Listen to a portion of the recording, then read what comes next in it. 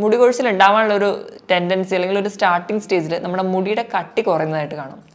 ആൺകുട്ടികളൊക്കെ ആണെങ്കിൽ നെറ്റി രണ്ട് സൈഡിലും കയറി നമുക്കൊരു എം ഷേപ്പിലാണ് മുടി കൊഴിയുക. പെൺകുട്ടികളൊക്കെ ആണെങ്കിൽ നമ്മൾ ചീവി വകച്ചിലെടുക്കുന്ന ഭാഗത്ത് മുടി പൊഴിഞ്ഞു പോകുന്നതായി കാണാം. മുടി കൊഴിച്ചിൽ ഉണ്ടാവാനുള്ള ഒരു ടെൻഡൻസി അല്ലെങ്കിൽ ഒരു സ്റ്റാർട്ടിങ് സ്റ്റേജിൽ നമ്മുടെ മുടിയുടെ കട്ടി കുറയുന്നതായിട്ട് കാണാം. ആൺകുട്ടികളൊക്കെ ആണെങ്കിൽ നെറ്റി രണ്ട് സൈഡിലും കയറി നമുക്കൊരു എം ഷേപ്പിലാണ് മുടി കൊഴിയുക. പെൺകുട്ടികളൊക്കെ ആണെങ്കിൽ നമ്മൾ ചീവി വകച്ചിലെടുക്കുന്ന ഭാഗത്ത് മുടി പൊഴിഞ്ഞു പോകുന്നതായി കാണാം. ഡയറ്റ് തന്നെ മുടിക്ക് വേണ്ടിയിട്ട് ഒന്ന് ഷിഫ്റ്റ് ചെയ്യുന്നത് നല്ലതാവും. രാവിലെ തന്നെ നമ്മൾ കഴിക്കുമ്പം പയറോ കടല അങ്ങനെയുള്ള ധാന്യങ്ങൾ കൂടുതലായിട്ട് കഴിക്കുക, അല്ലെങ്കിൽ ഒരു ബൗള് പയറ് മുളപ്പിച്ചതൊക്കെ കഴിക്കുക. മുളപ്പിച്ച് കഴിക്കുമ്പോൾ അവർക്ക് ആൻറ്റി ഓക്സിഡൻറ്റ് പ്രോപ്പർട്ടി കൂടും.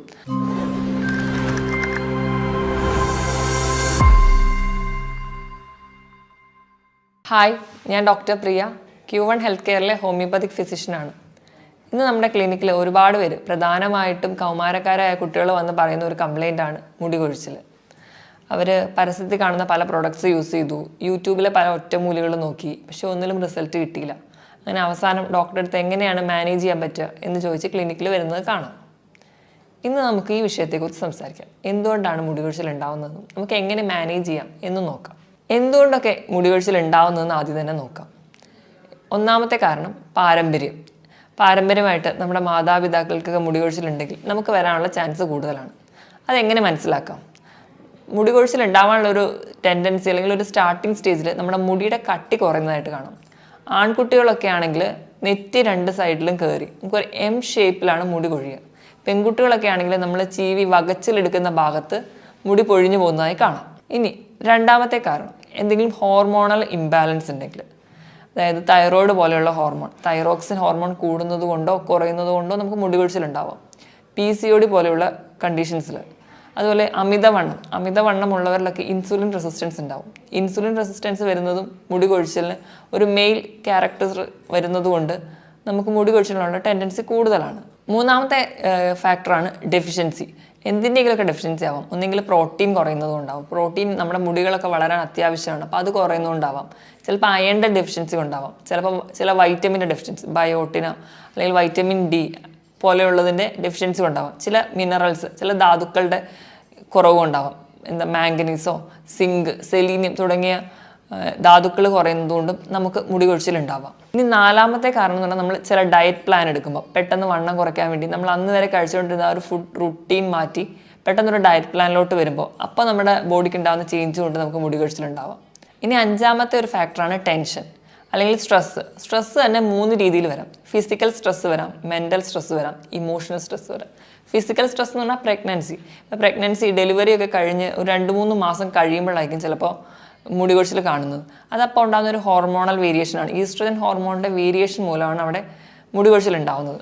രണ്ടാമത്തേതെന്ന് പറഞ്ഞു കഴിഞ്ഞാൽ മെൻ്റൽ സ്ട്രെസ്സ്, എന്തെങ്കിലും പരീക്ഷയുടെ സ്ട്രെസ്, ടെൻഷനോ അല്ലെങ്കിൽ ഉറക്കക്കുറവ് കൊണ്ടൊക്കെ വരാം. മൂന്നാമത്തെയാണ് ഇമോഷണൽ സ്ട്രെസ്സ്. നമ്മുടെ വീട്ടിലെന്തെങ്കിലും വഴക്കോ അല്ലെങ്കിൽ എന്തെങ്കിലും വേറെ സാമ്പത്തികപരമായിട്ടുള്ള സ്ട്രെസ്സുകളോ അങ്ങനെയൊക്കെ ഉണ്ടാകുന്നതിന് എന്തെങ്കിലും ഒരു കാരണം, എന്തെങ്കിലും പെട്ടെന്നുണ്ടാകുന്ന മരണം, ഇതൊക്കെ കൂടി ഉണ്ടാകുന്ന സ്ട്രെസ്സാണ് ഇമോഷണൽ സ്ട്രെസ്സ്. ഇങ്ങനെ പല കാരണങ്ങൾ കൊണ്ടും നമുക്ക് മുടി കൊഴിച്ചിൽ ഉണ്ടാവാം. ഇനി ആറാമത്തെ കാരണങ്ങളാണ് ചില രോഗങ്ങൾ, ചില വൈറൽ ഇൻഫെക്ഷൻസ്. ഇപ്പോൾ ഡെങ്കു ഒക്കെ കഴിഞ്ഞ് ചിലപ്പോൾ 2-3 മാസം കഴിഞ്ഞിട്ടായിരിക്കും ചിലപ്പോൾ മുടി കൊഴിച്ചിലായിട്ട് പ്രസൻറ്റ് ചെയ്യുന്നത്. അതുപോലെ എന്തെങ്കിലും സർജറിക്ക് ശേഷം അങ്ങനെയൊക്കെ നമുക്ക് മുടി കൊഴിച്ചിൽ കാണാം. ഏഴാമതായിട്ട് നമുക്ക് എന്തെങ്കിലും മെഡിക്കേഷൻസ് ഒക്കെ എടുത്തിട്ടുണ്ടെങ്കിൽ, ഇപ്പം ക്യാൻസറിന് ശേഷമുള്ള കീമോതെറാപ്പിക്ക് ശേഷമൊക്കെ മുടി കൊഴിയുന്നത് കാണാം. അതിന് കാരണം എന്താണെന്ന് വെച്ചാൽ, നമ്മൾ ക്യാൻസറിന് കീമോതെറാപ്പിക്ക് ഉപയോഗിക്കുന്ന കെമിക്കൽസ് നമ്മളെ അൺസ്റ്റേബിൾ ആയിട്ടുള്ള കോശങ്ങളെയാണ് അഫക്റ്റ് ചെയ്യുക. അപ്പോൾ ക്യാൻസറിൻ്റെ കോശങ്ങൾ അൺസ്റ്റേബിൾ ആയതുകൊണ്ട് ഇവർക്ക് നേരെ ഫൈറ്റ് ചെയ്യും. അതിനോടൊപ്പം തന്നെ നമ്മുടെ മുടിയെ അത് നശിപ്പിക്കുകയാണ് ചെയ്യുന്നത്. അടുത്തൊരു കാരണമാണ് നമുക്ക് എന്തെങ്കിലും ഉണ്ടാകുന്ന രോഗങ്ങൾ, നമ്മുടെ തലയോട്ടിക്കൊക്കെ ഉണ്ടാകുന്ന രോഗങ്ങൾ. അതിന് ഉദാഹരണമാണ് എന്തെങ്കിലും അലർജി ഉണ്ടാകുന്നത്, അല്ലെങ്കിൽ ഫംഗൽ ഇൻഫെക്ഷൻസ് എന്തെങ്കിലും വരാം. നമ്മൾ ടീനിയ ക്യാപിറ്റസ് തുടങ്ങി പേരിൽ അറിയപ്പെടുന്ന ഫംഗൽ ഇൻഫെക്ഷൻസ് കൊണ്ടുവരാം. അല്ലെങ്കിൽ ഓട്ടോ ഇമ്മ്യൂൺ കണ്ടീഷനാണ് അലോപേഷ്യ, അതുകൊണ്ട് വരാം. അല്ലെങ്കിൽ നമുക്ക് താരനുണ്ടെങ്കിൽ വരാം. ഇങ്ങനെ എന്തെങ്കിലും ഇൻഫെക്ഷൻ തലയോട്ടിയിൽ ഉണ്ടാകുന്നത് വഴി നമുക്ക് മുടി കൊഴിച്ചിലുണ്ടാവാം. ഇതിനോടൊപ്പം ചില മരുന്നുകൾ കഴിക്കുമ്പോഴും നമുക്ക് മുടി കൊഴിച്ചിലുണ്ടാവും. ഉദാഹരണത്തിന് എന്തെങ്കിലും ഗർഭനിരോധക ഗുളികകൾ, അതേപോലെ വിഷാദ രോഗത്തിന്, അതുപോലെ BP-ക്ക്, അങ്ങനെ ചില മരുന്നുകൾ കഴിക്കുന്നതിൻ്റെ ഭാഗമായിട്ട് നമുക്ക് മുടി കൊഴിച്ചിലുണ്ടാകുന്നതായി കാണാം. ഇതുപോലെ തന്നെ നമ്മൾ ഹോസ്റ്റലിലൊക്കെ മാറുമ്പോൾ, നമ്മൾ അത്രയും നാളും ഉണ്ടായിരുന്ന ആ ഒരു ലൈഫ് മാറി ഒരു ഹോസ്റ്റൽ ലൈഫിലൊക്കെ എത്തുമ്പോൾ പലർക്കും മുടി കൊഴിച്ചിലുണ്ടാകുന്ന കാണാം. അതിന് കാരണം നമ്മുടെ വെള്ളത്തിലുണ്ടാകുന്ന ഡെൻസിറ്റിയുടെ വ്യത്യാസം മൂലമാണ് നമുക്കിങ്ങനെ മുടി കൊഴിയുന്നത്. അവിടെ ഉണ്ടാകുന്ന ധാതുക്കളുടെയൊക്കെ വ്യത്യാസം ഈ മുടി കൊഴിച്ചിലിന് കാരണമാകും. അതുപോലെ ഇന്ന് നമ്മൾ പെൺകുട്ടികളൊക്കെ ബാക്കിലോട്ട് മുടി വലിച്ചു കിട്ടുന്ന ഒരു ടൈപ്പ് ഉണ്ട്, പോണി ടെയിൽ എന്ന് പറഞ്ഞു. അങ്ങനെ മുടി ബാക്കിലോട്ട് വലിച്ചു മുറുക്കി കെട്ടുമ്പോൾ ആ ഒരു ട്രാക്ഷൻ, ആ ഒരു പുള്ള് കാരണം നമുക്ക് മുടി കൊഴിച്ചിലുണ്ടാവും. അതിന് ട്രാക്ഷൻ അലോപേഷ്യ എന്നാണ് പറയുന്നത്. ഇതിന് പുറമെ നമ്മൾ വെള്ളം ശരീരത്തിൽ കുറഞ്ഞാൽ, ഡീഹൈഡ്രേഷൻ ഉണ്ടായാലും മുടി കൊഴിച്ചിൽ ഉണ്ടാവാനുള്ള ചാൻസ് കൂടുതലാണ്. ഇതിനോടൊപ്പം തന്നെ നമുക്ക് വയറിൽ എന്തെങ്കിലും ബുദ്ധിമുട്ടുണ്ടെങ്കിൽ, എന്തെങ്കിലും അസിഡിറ്റിയുടെ അല്ലെങ്കിൽ ഗ്യാസിൻ്റെ ഒക്കെ പ്രശ്നമുള്ളവർക്ക്, എന്തെങ്കിലും ഫുഡ് അലർജി, പ്രത്യേകിച്ച് ഗ്ലൂട്ടൻ അലർജി, ചിലപ്പോൾ ചപ്പാത്തി, ഓട്സ് ഇതൊക്കെ കഴിച്ചിട്ട് അത് അലർജി ഉള്ളവർക്കും ഇങ്ങനെ മുടി കൊഴിച്ചിൽ ഉണ്ടാകുന്നതായി കാണാം. ഇതോടൊപ്പം തന്നെ പ്രായം ചെല്ലുമ്പം എല്ലാ കോശങ്ങളും കുറച്ച് വീക്കാണ്. അതുപോലെ തന്നെ നമ്മുടെ മുടിയുടെ കോശങ്ങളും കുറച്ച് വീക്കാവുന്നതുകൊണ്ട് വളർച്ചയുടെ ക്വാണ്ടിറ്റി കുറവായിരിക്കും. അങ്ങനെയും നമുക്ക് മുടി കൊഴിച്ചിൽ ഉണ്ടാകുന്നതായി കാണാം. അതുപോലെ തന്നെയാണ് നമ്മൾ ഹെയർ സ്റ്റൈൽ ചെയ്യാൻ വേണ്ടി യൂസ് ചെയ്യുന്ന എന്തെങ്കിലും ഹെയർ കളറോ അല്ലെങ്കിൽ സ്ട്രെയിറ്റ് ചെയ്യാൻ വേണ്ടിയിട്ട് ഉപയോഗിക്കുന്ന കെമിക്കൽസോ ഇതുവഴി നമുക്ക് മുടി കൊഴിച്ചിൽ ഉണ്ടാകുന്നത് ഇന്ന് കോമൺ ആണ്. ഇനി നമുക്ക് നമ്മുടെ തലയോട്ടിയെ ബാധിക്കുന്ന മുടി കൊഴിച്ചിലിന് കാരണമാകുന്ന ചില അസുഖങ്ങൾ നോക്കാം. ഒന്നാമത്തേതാണ് അലോപേഷ്യ ഏരിയേറ്റ. അലോപേഷ്യ ഏരിയേറ്റ എന്ന് പറയുന്നത് ഒരു ഓട്ടോ ഇമ്മ്യൂൺ കണ്ടീഷനാണ്. ഓട്ടോ ഇമ്മ്യൂൺ എന്ന് പറയുമ്പോൾ തന്നെ നമ്മുടെ ശരീരത്തിലെ പ്രതിരോധ ശക്തി ഇവിടെ മുടികളുടെ ഫോളിക്കിളിനെയാണ് അഫക്റ്റ് ചെയ്യുന്നത്. അതുവഴി നമുക്ക് മുടി കൊഴിച്ചിൽ ഉണ്ടാവുന്നു. ഇത് കുട്ടികളെയും മുതിർന്നവരെയും ബാധിക്കുന്നു. ഇങ്ങനെ ഒരു പാച്ചായിട്ട്, ഒരു ഗ്രൂപ്പായിട്ട് മുടി പോകുന്നിടത്ത് പ്രത്യേകിച്ച് വേദനയോ ചൊറിച്ചിലോ അങ്ങനത്തെ ബുദ്ധിമുട്ടുകളൊന്നും കാണില്ല. നമ്മൾ തുടക്കത്തിൽ ഇത് ശ്രദ്ധിക്കാതിരിക്കുമ്പോൾ ചെറിയൊരു കോയിൻ്റെ വലുപ്പത്തിലായിരിക്കും പോകുന്നത്. പിന്നീട് അത് വലിയ പാച്ചായി പോകുന്നു. പിന്നീട് നമ്മുടെ കൺതടങ്ങളിലെയും പുരുകത്തിനെയും ഒക്കെ മുടി കൊഴിയാൻ വേണ്ടി കാരണമാകുന്നുണ്ട്. ഇനി രണ്ടാമതായിട്ട് കോമൺ ആയിട്ട് കാണുന്ന ഒരു കണ്ടീഷനാണ് ടീന ക്യാപിറ്റസ്. അതെന്ന് പറഞ്ഞാൽ നമ്മളൊരു പൂപ്പൽ ബാധ്യതയാണ്, ഒരു ഫംഗൽ ഇൻഫെക്ഷനാണ് തലയോട്ടിയിൽ. ഇവിടെ ആകുമ്പം വട്ടത്തിൽ മുടി ഇങ്ങനെ കൊഴിഞ്ഞു പോകും. അതിന് പോയി കഴിഞ്ഞാൽ ആ ഏരിയ ഒരു റെഡായിട്ടിരിക്കും. അവിടെ നല്ല ചൊറിച്ചിലുണ്ടാവും. അതുപോലെ സ്കെയിലായിട്ട് വീണ്ടും വീണ്ടും ഇങ്ങനെ മുടി പോയിക്കൊണ്ടേയിരിക്കും. ആ പോയ സ്ഥലത്ത് ചെറിയ കുരുപ്പുകളായിട്ട് വരുന്നുണ്ടാവും. ആ കുരുപ്പുകൾ പൊട്ടി അതിൽ നിന്ന് പഴുപ്പും ചലവും ഒക്കെ ഒലിക്കുന്നതായിട്ടും കാണാം. ഇത് നമ്മൾ സ്പ്രെഡ് ചെയ്യുന്നൊരു കണ്ടീഷൻ. ഇപ്പം നമ്മുടെ വീട്ടിൽ ഒരാൾക്കുണ്ടെങ്കിൽ തന്നെ അത് മറ്റുള്ളവർക്കും വരാനുള്ള ഒരു ചാൻസ് കൂടുതലാണ്. ഇപ്പം നമ്മൾ എന്തൊക്കെ കാരണങ്ങൾ കൊണ്ടാണ് മുടി കൊഴിഞ്ഞു പോകുന്നത് നോക്കി. ഇനി കൊഴിഞ്ഞു പോയ മുടി നമുക്ക് വേഗം വളരാൻ നമ്മൾ എന്തൊക്കെ ശ്രദ്ധിക്കണം നോക്കാം. അതിൽ ഒന്നാമത്തെ ഫാക്ടറാണ് ഫ്ലൂറൈഡ്. ഫ്ലൂറൈഡിൻ്റെ അളവ് നമ്മുടെ ശരീരത്തിൽ കൂടിയാൽ അത് മുടി കൊഴിച്ചിൽ കൂടാനുള്ള ചാൻസ് ഉണ്ട്. നമുക്ക് എങ്ങനെയൊക്കെ ഫ്ലൂറൈഡുകൾ ശരീരത്തിൽ എത്തും നോക്കാം. ഒന്ന്, നമ്മൾ കുടിക്കുന്ന വെള്ളം വഴി നമുക്ക് ഫ്ലൂറൈഡ് എത്താം. അപ്പോൾ അത് തടയാൻ വേണ്ടിയിട്ട് ഫിൽറ്റർ ചെയ്ത വെള്ളം ഉപയോഗിക്കുക.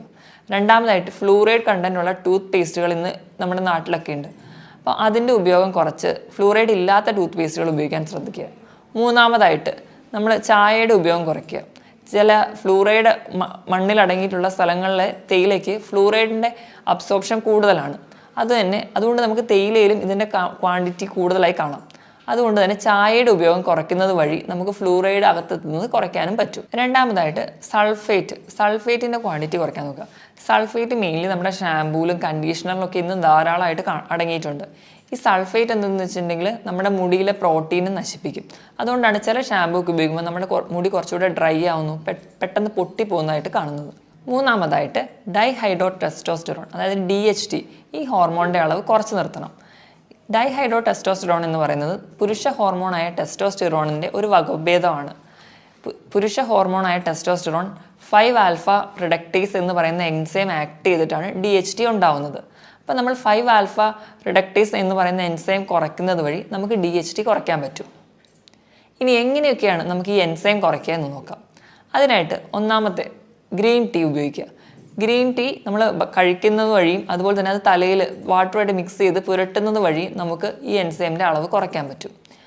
രണ്ടാമതായിട്ട് ഉള്ളിയുടെ ജ്യൂസ് നമ്മൾ കഴിക്കുന്നതും അതുപോലെ തന്നെ അത് വാട്ടറുമായിട്ട് മിക്സ് ചെയ്തിട്ട് തേക്കുന്നതും നല്ലതാണ്.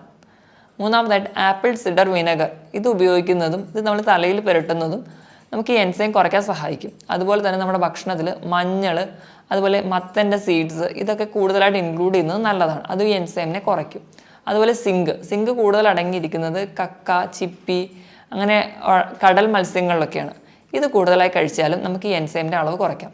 ഈ എൻസൈം കുറയ്ക്കുന്നത് വഴി നമുക്ക് DHT കുറയ്ക്കാം. DHT കുറച്ച് കഴിഞ്ഞാൽ കഷണ്ടി ഉണ്ടാവാനുള്ള ചാൻസ് നമുക്ക് വളരെയധികം കുറയ്ക്കാവുന്നതാണ്. നാലാമതായിട്ട് ഭക്ഷണത്തിൽ പ്രോട്ടീൻ്റെ അളവ് കൂട്ടുക. നമ്മുടെ കൊളാജനും കെരാറ്റിനും ഒക്കെ മുടിക്ക് ആവശ്യമായിട്ടുള്ള ഘടകങ്ങളാണ്. ഇതിന് വേണ്ടിയിട്ട് പ്രോട്ടീൻ അടങ്ങിയ ഭക്ഷണങ്ങൾ കഴിക്കുക. പാല്, മുട്ട, മീൻ, ഇറച്ചി, അതുപോലെ വെജിറ്റബിൾസ്, അതുപോലെ തന്നെ പയറ്, കടല, പരിപ്പ് തുടങ്ങിയവ കൂടുതലായിട്ട് കഴിക്കുക. അഞ്ചാമതായിട്ട് B കോംപ്ലക്സ് വൈറ്റമിൻസിന് വേണ്ടിയിട്ട് കൂടുതലായിട്ട് കഴിക്കണം. ബി കോംപ്ലക്സ് വൈറ്റമിൻസ് ഉണ്ടെങ്കിൽ ബയോട്ടിനൊക്കെ ഉണ്ടാവുള്ളൂ. അത് നമ്മുടെ മുടി വളരാൻ അത്യാവശ്യമാണ്. അതിന് കൂടുതലായിട്ട് ഇലക്കറികളും തവിടടങ്ങിയ ധാന്യങ്ങളും കൂടുതലായി കഴിക്കുക. അടുത്തായിട്ട് നമുക്ക് വേണ്ട ഒരു ധാതുവാണ് സെലീനിയം. സെലീനിയം കൂടുതലായിട്ട് കടൽ മത്സ്യങ്ങളിൽ ഞണ്ട്, കൊഞ്ച്, കണവ, ചിപ്പി, അതുപോലെ കൂണിലൊക്കെ ഒരുപാടുണ്ട്. സെലീനിയം ഒന്നാമത് നമ്മുടെ സ്ട്രെസ്സ് കുറയ്ക്കുന്നുണ്ട്. സ്ട്രെസ് ഹോർമോണായ കോർട്ടിസോളിനെ കൺട്രോൾ ചെയ്യാം. അതുപോലെ തൈറോയ്ഡ് ഫംഗ്ഷനൊക്കെ നോർമലാക്കാൻ സഹായിക്കും. അതുവഴി നമുക്ക് മുടി കൊഴിച്ചിലൊക്കെ പ്രിവെൻറ്റ് ചെയ്യും. പിന്നെ നമ്മൾ ഭക്ഷണത്തിൽ പ്രൊബയോട്ടിക്സ്, തൈരൊക്കെ കഴിക്കുന്നത് വളരെ നല്ലതാണ്. ഇത് നമുക്ക് വൈറ്റമിൻ B12 സപ്ലൈ ചെയ്യുകയും ചെയ്യും. നമുക്ക് കുറച്ചുകൂടെ ആരോഗ്യമുള്ളൊരു ശരീരം ഉണ്ടാവാനും സഹായിക്കുന്നുണ്ട്. ഈസ്ട്രജൻ ഹോർമോണിൻ്റെ ലെവൽ മെയിൻറ്റെയിൻ ചെയ്യുന്നത് വഴി നമുക്ക് മുടി കൊഴിച്ചിൽ തടയാം. അതെങ്ങനെയാണെന്ന് വെച്ചിട്ടുണ്ടെങ്കിൽ മെയിൻലി നമുക്ക് കിട്ടുന്നത് ക്രൂസിഫറസ് വെജിറ്റബിൾസ് ആണ്. ക്രൂസിഫറസ് വെജിറ്റബിൾ എന്ന് പറഞ്ഞാൽ ക്യാബേജ്, കോളിഫ്ലവർ, ബ്രക്കോളി തുടങ്ങിയ വെജിറ്റബിൾസാണ് ക്രൂസിഫറസ് എന്ന് പറയുന്നത്. ഈ വിഭാഗത്തിലുള്ള ഇലക്കറികളൊക്കെ കഴിക്കുന്നത് വഴി നമുക്ക് ഈസ്ട്രജൻ ഹോർമോണിൻ്റെ ലെവൽ മെയിൻറ്റെയിൻ ചെയ്യാൻ പറ്റും. അപ്പോൾ നമ്മളെല്ലാവരും ചിന്തിക്കും ഇതൊക്കെ ഗോയിട്രോജൻസ് അല്ലേ? നമ്മൾ നല്ലപോലെ കുക്ക് ചെയ്യുകയാണെങ്കിൽ ഇതിൻ്റെ ഗോയിട്രോജൻസ് നശിപ്പിക്കുകയും അതുവഴി നമുക്ക് ആവശ്യമുള്ള കമ്പോണൻറ്റ് മാത്രം ശരീരത്തിൽ കിട്ടുകയും ചെയ്യുന്നു.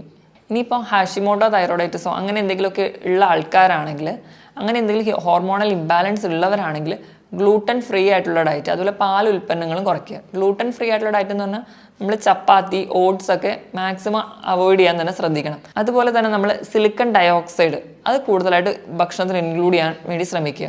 അത് നമ്മുടെ മുടിക്ക് ഉള്ളു തോന്നിക്കാനും മുടി കുറച്ചുകൂടെ കട്ടിയിൽ വളരാനും മുടിക്ക് കുറച്ചുകൂടെ ബലം കൊടുക്കാനും സഹായിക്കുന്നു. അത് മെയിൻലി കാണുന്നത് ഏത്തപ്പഴത്തിലുണ്ട്, നമ്മുടെ തവിട് അടങ്ങിയിട്ടുള്ള അരിയിലുണ്ട്, ചില പച്ചക്കറികളിലൊക്കെ ഇലക്കറികളിലൊക്കെ കാണുന്നുണ്ട്.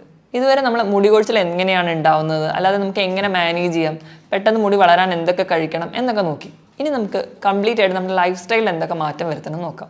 അതിനായിട്ട് ആദ്യം ഭക്ഷണത്തിൽ തന്നെ നമുക്ക് മാറ്റം വരുത്തണം. ഹെൽത്തി ആയിട്ടുള്ളൊരു മുടി ഉണ്ടാവണമെങ്കിൽ നമ്മുടെ ശരീരവും ഹെൽത്തി ആയിരിക്കണം. അതിനുവേണ്ടി നമ്മൾ ആദ്യം തന്നെ ജങ്ക് ഫുഡ്സും ഹോട്ടൽ ഫുഡ്സും മാക്സിമം ഒഴിവാക്കുക. പ്രോസസ്ഡ് ഫുഡ്, അതുപോലെ മൈദ അടങ്ങിയിട്ടുള്ള ബേക്കറി ഐറ്റംസ്, ഓവറായിട്ടുള്ള മധുരം അടങ്ങിയിട്ടുള്ള ഭക്ഷണങ്ങൾ, ഹൈ ഫ്രക്ടോസ് കോൺ സിറപ്പ്, റെഡ് മീറ്റ്, അതുപോലെ ഒരുപാട് വറുത്തതും പൊരിച്ചതും ഗ്രില്ല് ചെയ്ത ഭക്ഷണങ്ങൾ, ഇതൊക്കെ നമ്മുടെ ശരീരം തന്നെ ദോഷം ചെയ്യും. അത് നമ്മുടെ മുടിക്കും ദോഷം ചെയ്യും. അതുകൊണ്ട് മാക്സിമം ഇങ്ങനത്തെ ഫുഡ് അവോയ്ഡ് ചെയ്യാം. അതിന് പകരം കുറച്ചുകൂടെ ഹെൽത്തി ആയിട്ടുള്ള ഫുഡ് കഴിക്കുക. അതായത് വെജിറ്റബിൾസും ഫ്രൂട്ട്സും കൂടുതലായിട്ട് കഴിക്കുക. അയൺ അടങ്ങിയ ഭക്ഷണങ്ങൾ കൂടുതൽ കഴിക്കുക. ഡേറ്റ്സ്, മാതളം, പപ്പായ, ഉണക്കമുന്തിരി, അതുപോലെ റാഗി തുടങ്ങിയ ഭക്ഷണങ്ങളൊക്കെ കൂടുതലായിട്ട് കഴിക്കുന്നത് വഴി നമുക്ക് ഇരുമ്പിൻ്റെ അംശം ശരീരത്തിൽ എത്താൻ പറ്റും. അതുപോലെ ബയോട്ടിന് വേണ്ടിയിട്ട് ഇലക്കറികൾ കൂടുതലായിട്ട് കഴിക്കുക. ദിവസവും മുട്ട കഴിക്കുക. അതുവഴി നമുക്ക് പ്രോട്ടീൻ കിട്ടും. അതുപോലെ പയറ്, കടല, പരിപ്പ് തുടങ്ങിയ ധാന്യങ്ങളൊക്കെ കൂടുതലായിട്ട് കഴിക്കുക.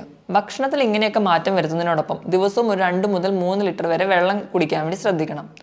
വൈറ്റമിൻ D കുറഞ്ഞാലും നമുക്ക് മുടി കൊഴിച്ചിലുണ്ടാവുന്നു. അതിനുവേണ്ടി എന്നും രാവിലെ ഒരു 20 മിനിറ്റെങ്കിലും രാവിലത്തെ ഇളം വെയിൽ അല്ലെങ്കിൽ ഉച്ച കഴിഞ്ഞ് ഒരു 3 മണിക്ക് ശേഷമുള്ള വെയിൽ കൃത്യമായി കൊള്ളാൻ വേണ്ടി ശ്രദ്ധിക്കുക.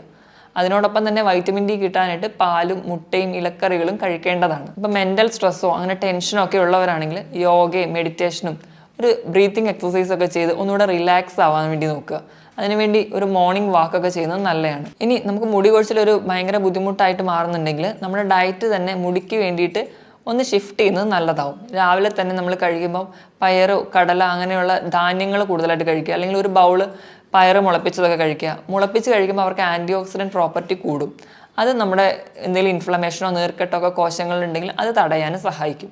ഉച്ചയ്ക്കാണെങ്കിൽ നമ്മൾ കഴിക്കുമ്പം ചോറിൻ്റെ അളവ് കുറച്ചിട്ട് പച്ചക്കറികൾ കൂടുതലായി കഴിക്കുക. സാലഡ്സ് കൂടുതലായി കഴിക്കുക. സാലഡ്സിനോടൊപ്പം ഒലിവ് ഓയിലൊക്കെ ചേർത്ത് കഴിക്കുന്നത് ആൻറ്റി ഓക്സിഡൻറ്റ് പ്രോപ്പർട്ടി കൂട്ടും. അതുപോലെ ചോറിനോടൊപ്പം തന്നെ തൈരൊക്കെ കഴിക്കുന്നത് നമുക്ക് വൈറ്റമിൻ ബിൻ്റെ സപ്ലിമെൻറ്റേഷനും കൂടി കിട്ടുന്നതായിരിക്കും.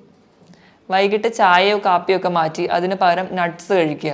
ആൽമണ്ടും വാൽനട്ടും ഒക്കെ കഴിക്കുന്നത് വഴി നമുക്ക് omega-3 ഫാറ്റി ആസിഡ് കൂടുതൽ അകത്ത് ചെല്ലാൻ പറ്റും. ഇപ്പോൾ രാത്രിയത്തെ ഭക്ഷണമൊക്കെ സ്കിപ്പ് ചെയ്തതിന് പകരം നമുക്ക് സീസണൽ ഫ്രൂട്ട്സ് കഴിക്കാം. ഓട്സ് ഒക്കെ കഴിക്കുന്നവരാണെങ്കിൽ അതിനോടൊപ്പം തന്നെ ഫ്ലാക്സ് സീഡൊക്കെ ആഡ് ചെയ്യുന്നത് നല്ലതാണ്. അത് നമുക്ക് കുറച്ചുകൂടി പ്രോട്ടീൻ കണ്ടൻസും കൂടുതലായിട്ട് കിട്ടാനും സഹായിക്കുന്നുണ്ട്. ഈ പറഞ്ഞ പോലെ തന്നെ ഒരു ഡയറ്റ് ചാർട്ടൊക്കെ ഉണ്ടാക്കി നമ്മൾ കൃത്യമായിട്ട് ഫുഡ് കഴിക്കുക, അതുപോലെ വെള്ളം കുടിക്കുക, ഒരു 7 മണിക്കൂറെങ്കിലും ദിവസം ഉറങ്ങുക. നമ്മുടെ മെൻ്റൽ സ്ട്രെസ്സൊക്കെ റിലീവ് ചെയ്യാൻ വേണ്ടിയിട്ട് യോഗയൊക്കെ ചെയ്യുന്നതൊക്കെ നല്ലതാണ്. ഇതിനോടൊപ്പം തന്നെ ഹോമിയോപ്പതിയിൽ ഫലപ്രദമായ ചികിത്സയും ലഭ്യമാണ്. മറ്റൊരു ഹെൽത്ത് ടോപ്പിക്കുമായിട്ട് വീണ്ടും കാണാം. Thank you.